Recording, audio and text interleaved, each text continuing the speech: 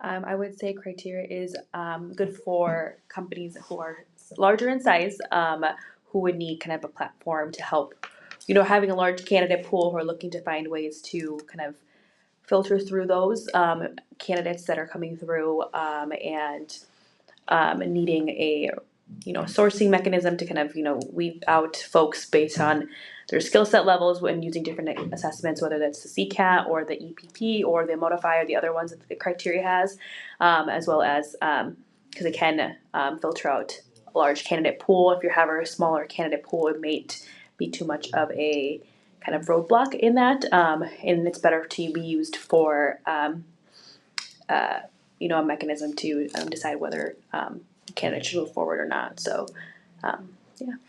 So we use criteria as again our kind of one of our next step after a phone screen. So everybody meets with myself through a phone screen or one of our HR representatives, and once they've kind of passed that assessment or that screen, if you will, then we would send them a link to the assessments. We use the CCAT in the EPP, so we send them a link, and we've really created one for a job title specifically for the role, and it's a combination of the CCAT and the EPP, and we then send that link out for candidates to take the assessments, and then once we receive those, we kind of evaluate their results, combination of their CCAT results and their EPP workplace insight results, and use that as as a should we move forward, should we not, as well as we use their workplace insight reports to help with interviewing questions and weaknesses and challenges, and share that with the manager and the hiring team to be able to kind of gear their questions based on the result of the workplace insights. So used it for both different types of avenues. So we specifically did not choose criteria. Our private equity firm actually utilizes criteria for all of their portfolio companies. So it wasn't this company decision specifically, but we've adopted it into our recruitment process as a part of our private equity firm's requirements. So we did not have any. I haven't been here since we've had something before that. I'm not sure. I think since our private equity firm, not exactly sure what was in place prior to that, if there was anything, or we don't when about started, what was in place of that. So I couldn't tell you if it was if it's made an impact or not, but it's just been adopted since HR team has been in-housed.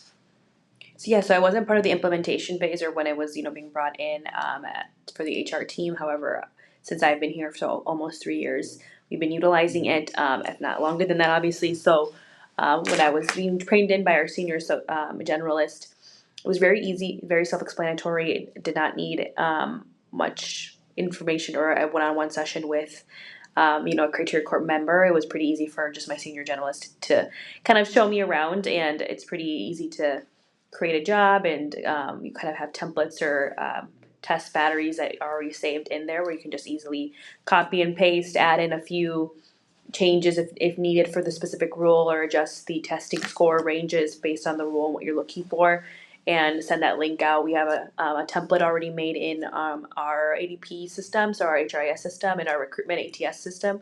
So it's easy for us to copy and paste. However, there's functionality in criteria where you can just send assessments through their platform itself. And there's some other features that we're currently not using that we could definitely use, but since we have a pretty well adapted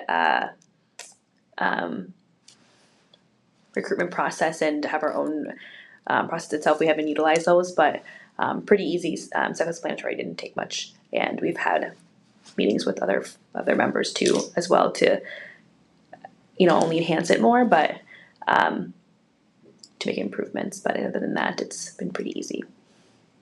I would say, I definitely would recommend it. I do think it is good as a tool to be used in the recruitment process, but not necessarily maybe if we had control of that to using it as like a yes or no or a rejection platform, or I don't know how to describe it, but I wouldn't use it as I would use it as a tool to help you with recruitment, but I would want to use it as a say all be all, and whether this candidate is good or not, I think it's a tool to help with already other ways of interviewing. Obviously having an formal interview, having any other kind of interviewing platform along with this, and to utilize it as a tool, to maybe prove or deny something that you maybe thought you saw in the interview.